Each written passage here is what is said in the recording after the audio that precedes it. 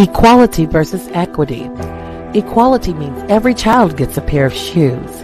Equity means every child gets a pair of shoes that fit. That means every school district has to meet every student's individual needs. I'm Jerry O'Green with the Black Student Advocate. We advocate for black employees and black students within the K through 12 school districts. We hold school districts accountable to make sure that black students and employees are in a fair and equitable workplace. Peace. Man. Woo. Welcome back. It's been a minute. And when I tell you that I've taken on so many responsibilities, man, I'm wearing so many hats, and I should not have done that to myself. However, I'm back, man. Welcome back to Humanity Works Podcast. It's the place where we bring it sexy back to the everyday hardworking men and women who impact your life within close proximity.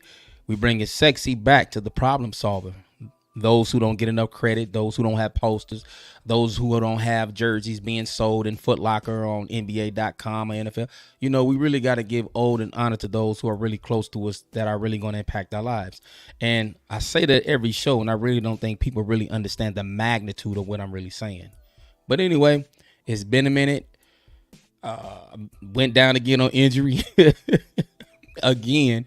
Had to sit up a little bit. Boy got a little chubby, just a little bit, not much. You know what I'm saying? Your boy, I'm still sexy now. At least I think so. Anyway, but man, it's been challenging. I get home from work and I just be overwhelmed. I be so tired. I got practice with the girls. You know, the Pro-Am League is back going. So, you know, it's true what they say, man. Sometimes you just have to take a break and give your body a rest. Family was just recently in town. I enjoyed my mother and my father being here, my grandson, my nephew, and my daughters. You know, whenever they come to Atlanta, they holler at me for a couple of hours and then they out on the host role. I'm just joking. You know, my daughter's grown. They're going to do what they want to do. You know, it is what it is. We had that kind of relationship. You know, my daughters know I think very highly of them. That's just the way I talk sometimes. But lately, man, everything has been going good. And I have been overwhelmed. I have been truly tired. I have truly been trying to get these episodes to you. And I promise, if one thing, I ain't going to go too long without uploading another episode. I promise to be consistent. Also in the mix, I'm still evolving as an individual. And people have been paying close attention to my social media handles. And as you notice, I'm using Faces AI. So that's something I've been really working with. I'm trying to actually get my voice, my actual voice over the text audio in these presentations. I'm getting there. Give me a minute. I told you all over time, I'm going to figure this podcasting thing out. I'm eventually get to the point. You know what? I believe I could be the next Joe Rogan. I don't have to say the black Joe Rogan, but I believe I can get up there with some of the best of them because of my content, the things that I want to cover. It's not always the most popular thing to talk about, but I believe this platform will get where it needs to be. But it's going to get there with your help. So always continue to like, share, and please share and subscribe. And I'm thankful for my new subscribers. Thank you so much. Thankful for my brother Reggie Hader for sharing my episodes. And I got some for your family. I got something for Cuz I got one coming up for you. And that episode is going to be called All Niggas Do Is Talk, Where's the Body of Work? I got you on this. Just give me a second. Let me knock this one out. It's a beautiful day in Georgia today. I'm going to go out, enjoy an R&B concert. Something I've never been to an R&B concert. I've been to like music get-togethers at a lounge, at a club, but I've never been to an R&B concert. So today I'm going to enjoy myself. I'm going to be debonair. I'm going to be suave the way that I know how to get suave. I still need a stylist. I guess as I blow up and become a millionaire and my show is on national television, maybe I give me a stylist. But I'm going to finally enjoy myself, enjoy some quiet and some me time to myself today because I haven't done it in so long. Anyway, let's get to the subject at hand. Now, there's a big uproar about this country singer, Jason Aldean, and he has a song called Try That in a Small Town. And I know how we are as a people. I know we're emotional and we react to any and everything. So I went and listened to this song. Actually, I went to watch the video because I wanted to get the true context of what this artist might really be trying to say. I watched this video. I will not even exaggerate. I watched this video maybe about 10 to 11, maybe 12 times in a row.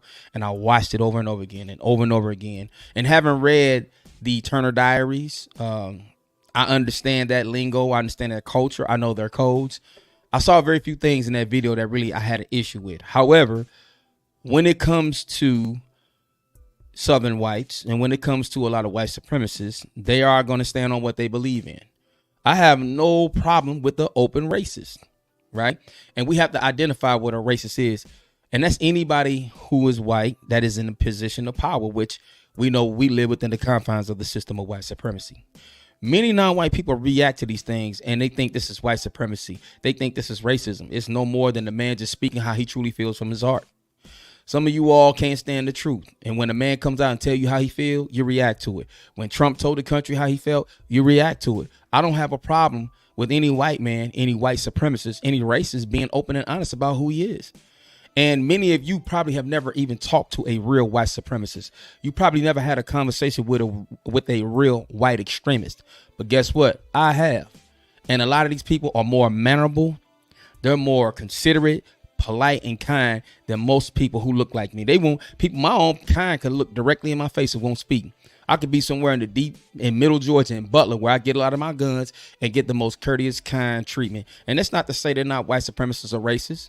You have to understand the context of what people really believe on. And when you are a people who have been codified for so long, you don't have to wear your emotions on your sleeve. You don't have to actually go around and exploit the hate that you might feel for another people. See, when you look at these presentations like a Jason Aldean and these country singers and they make these type of songs, you all see racism.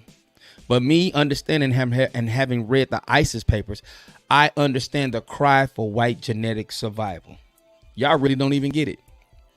But there are questions that I will have to ask Mr. Aldean about his video because, see, the one condition that we don't talk about is the system of white supremacy. And the one thing that we don't talk about, nobody wants to go back and deal with the historical aspects of why non-white people in the concept called America are in the position that they're in. See, when you see these kids out here robbing grocery stores, you know, I don't condone. And let me say this, because I always have to say this, because you always have a vast sea of simpletons. I do not condone robbery of another individual, no matter what their ethnicity or race is. I do not condone murdering. I do not condone and support killing. I don't condone any of these things, robbing of gas stations and carjacking people. But I would say it is a product of a condition that our people are raised in, and this is done by design. So when you see the young kid on the corner with the gun that's robbing people, he is a product of his environment, and he is a direct result of a design calibrated system to put him in that situation. It's not making an excuse. It's not playing a victim. See, this is the conversation most white people do not want to have. They want to get rid of critical race theory out of schools because they say it impacts and is traumatizing to their children. But not often do we hear white children being gunned down who were not armed by race soldiers. I've never seen a black race soldier that have dealt with white people. Have you? If so, you let me know. Put it down in the comments.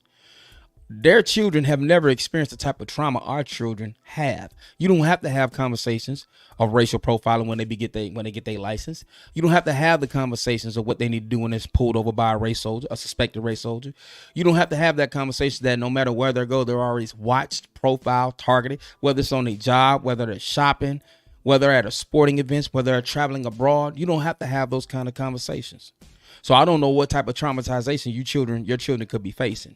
But then you take out CRT, and this is what's going on in the state of Florida, which is why I tell people all the time I would never move to Florida.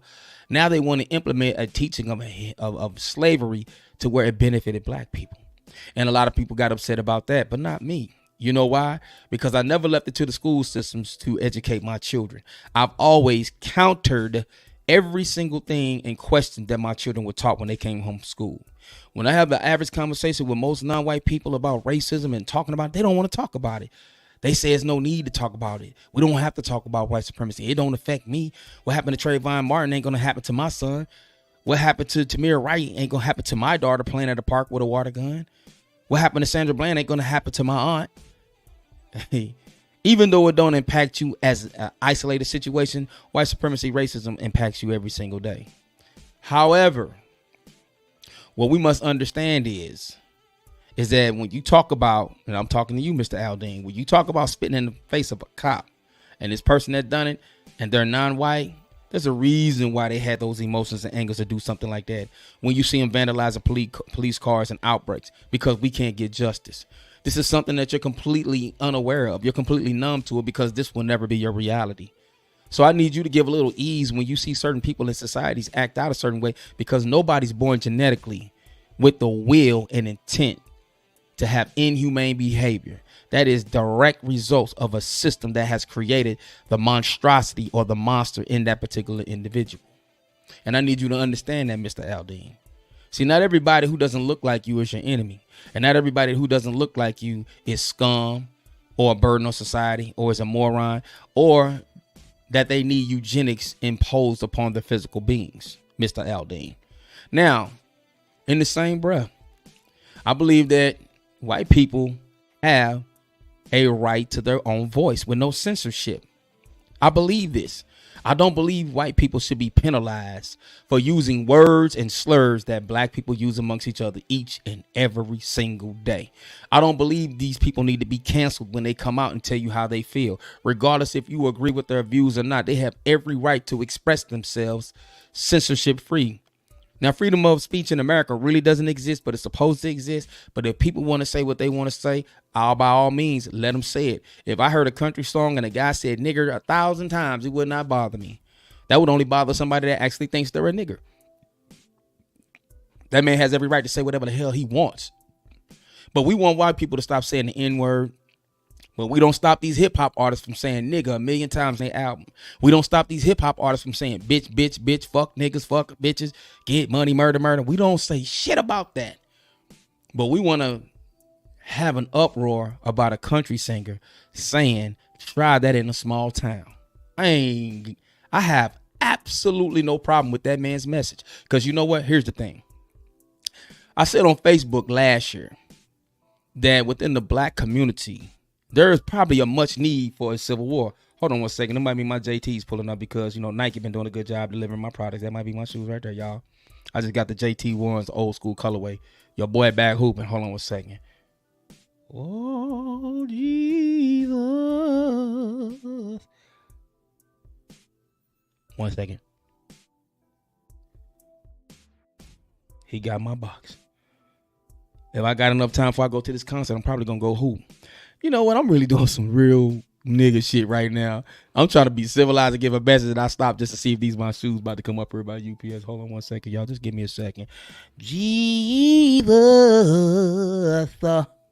my rock and shepherd. Let these be my shoes. Thank you, Jesus. Thank you, Lord. Oh, Lord. Amen.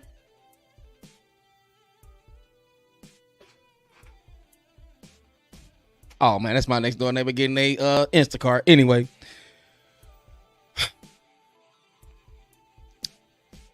I ain't got no problem. We want to call our white people on all these single ills and everything that they do wrong, but we don't want to call ourselves out on our own bullshit. And when we do, there's always somebody that wants to make an excuse.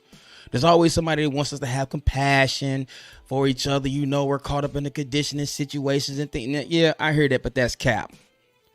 Man, let white people say what they gonna say. Let them do what they gonna do. Because at the end of the day, and I heard another particular popular platform talk cash shit. Now, it's easy to sit on national TV and run your mouth. But in real society, in real life, if you was in your car and you had to drive through one of these small towns and these people really wanted you dead, you'd be dead. We take everything for a joke. These people are serious. So you can make a mockery. You can say whatever you want to.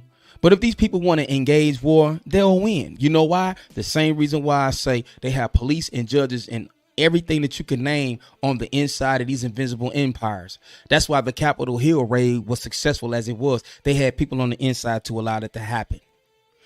My problem is with us as non-white people. When do we just say the hell with what they doing? Who gives a damn about what they're talking about in the song? Who gives a damn about what some politician said in the news, or he called somebody a nappy-headed hoe, or who gives a F? When will we get about our own business and pay attention to what we need to do to strategize and counter and politically empower ourselves by understanding politics to make it work in our favor as far as leverage? Because I still don't think we understand the power of politics. I used to be one of those people like, I don't do politics. I don't want to do all that. Man, my position has changed. And I know a lot of people say we've been voting forever. It don't work. You know why the vote don't work? Because you don't pay. You don't put no money behind the vote. You just vote and leave it like that. Everybody else that's voting in these communities, that's getting these rights and these hate bills, they're putting money behind the vote.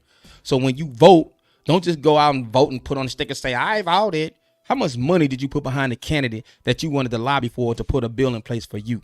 Something that impacts your life, of your values and interests and principles. When's the last time you paid for? We pay for everything else. We're going to pay for these cars. We're going to pay for this hair. We're going to pay for these nails. We're going to pay for these clothes. We're going to pay to go to the club. We're going to pay to travel, right? We're going to pay to pop bottles, but we ain't going to pay for our freedom, because freedom ain't free. And I'm as led to say liberation, because anybody that can give you freedom can take it right back. I think we really get sidetracked, and we're so worried about what white folks are doing. It's almost to the point where I call it white validation. We get upset when white folks don't value what we're going through, value our pain, value our trauma, and they don't have to. I don't care if they do. I only care about us and what we do amongst each other.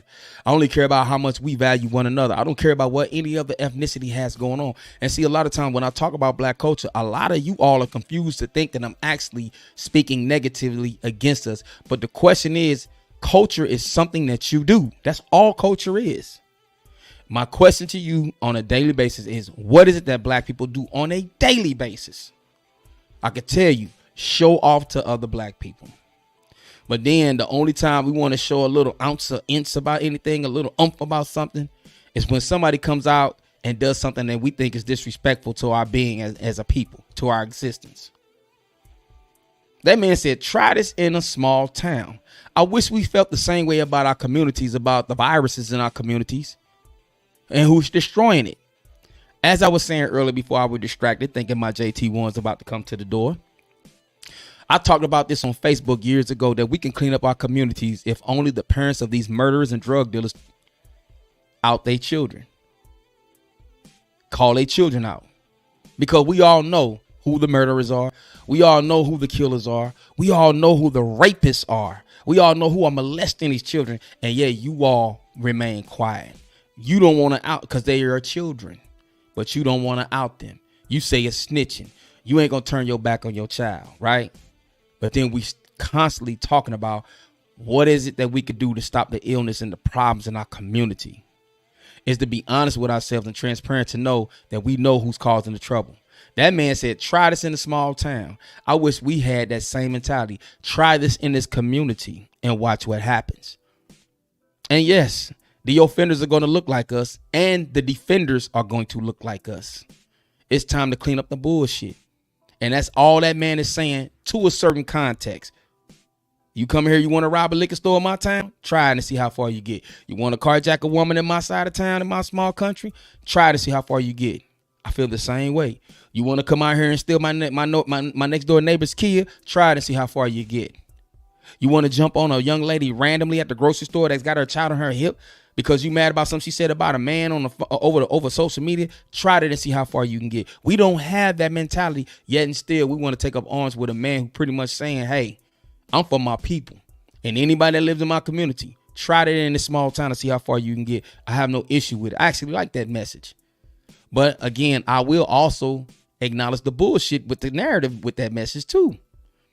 And I'm willing to have a conversation with anybody from that side. I ain't talking about the left or right, because, you know, that's not just how I talk. But I'm willing to sit down and talk to any white supremacist, any white person who wants to have a real conversation about the conditions that you see in our community. Because I thought that was UPS again. Excuse me. Because at the end of the day, when it all comes down to it, people are going to have to need people. Not everybody is hateful towards another individual. This is why I named my platform Humanity Works. If man acts away and according to God, the way God intended it, humanity is going to work. Tripping off this man country song, try that in a small town, is a waste of time. Worried about who's flying the Confederate flag is a waste of time. And a lot of y'all say, well, it represents something negative. And my ancestors, you know what? You ain't honoring your ancestors because you ain't solved the problem of racism, white supremacy, because you don't want to. So I don't want to hear that ancestor talk, because you don't even honor the ancestors. You know why? because you ain't even on code. The ancestors had a code. And they didn't have to go around and say, we need to stand together. We need to stand in unity. We need to do that. They just did it.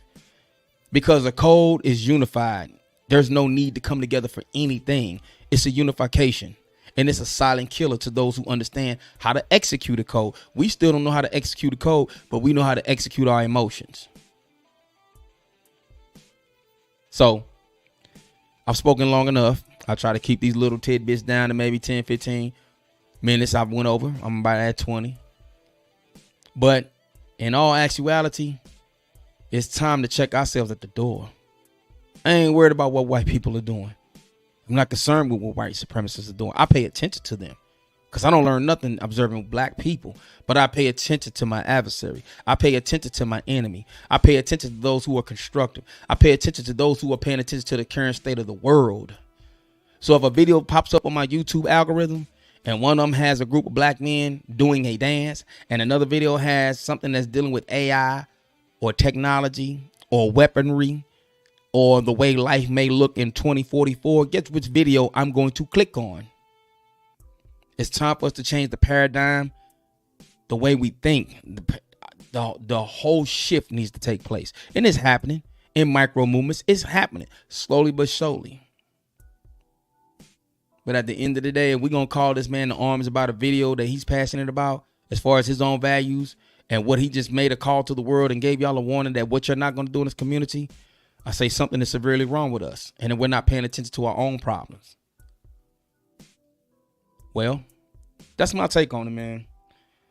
Again, this is the place where we bring sexy back to the everyday hardworking men and women who impact your life within close proximity. We want to rise above this madness, which is called black culture. And black culture needs to stop using its emotions first and use its intelligence and logic because we are a very intelligent people. If you notice, we could be so frustrated and upset with one another. We could be very vicious on how we describe one another. And I know you've heard it time and time again. Man, niggas is dumb. Niggas is stupid. No, we're not. We're just simply not turned on. We are an intelligent, brilliant, bright people. But our energy and our thinking and the value is in the most non-constructive areas. Once we rise above this, because we're still in the first phase of it all. Once we rise above it, we are going to become the people that we were meant to become. And when we finally start to get justice, it may not always look the way that you may think it looks in your mind, because this ain't about installing or building black supremacy. It's about guaranteeing, this is according to the code written by Nellie Fuller, because you all know that's the basis. That's my Bible. It's about making sure no one is mistreated and making sure those who need help most get the most constructive help. And that's the definition of justice. Balance amongst people on the planet. That's it. There shouldn't be a white supremacy. There shouldn't be a black supremacy. There shouldn't be an Asian supremacy. The only thing that should reign supreme on the planet is high level humanity and high level acts of humanity. Hold on, is that UPS? Boy, I thought that was my shoe coming up. Boy, shit, I'm about to get caught on these bit right, y'all. Anyway, man, let me stop cutting the fool. I know this video is going to be coming out weird because I try to be serious and I keep getting distracted because of my Negro tendencies of wanting to get my product before I leave the house. My next door neighbor has moved. They no longer have a ring. You know, in this particular side of town, you got guys who want to take Amazon packages. I just should have had it delivered to the box. I had a supervisor who used to talk like that. Red. This is Dwayne. I need you. That's how he used to talk for real. But by the way, good morning. Are you awake, motherfucker? That's how he used to talk to me for real. I'm like, damn, Dwayne, that's kind of. Listen, Brad, I don't need no back talk from you. I just need you to get in your truck, go to Maryland Heights, and we have a customer that's been ragging my ass for. That back in St. Louis, man. Shout out to Dwayne. I hope your blood pressure went down, dude. But anyway, man, I want everybody to enjoy their day. I'm finna go enjoy a concert and probably dance and meet a little. I almost said something I shouldn't have said on air. But I can dance, y'all. That's what y'all don't know. I can gangsta boogie. I can two-step. I can step like them people in Chicago, but I'm from the Lou, but the Lou do it much better. Shit, what? Anyway, y'all got the message, man. I want everybody to have a good day. I will catch up with you next time. Everybody be great. Shout out to BSA Black Student Advocate, ran by Jerry L. Green. I always run that promo before the end of the cap of the show. And I want everybody to continue to be great. I am out. Peace.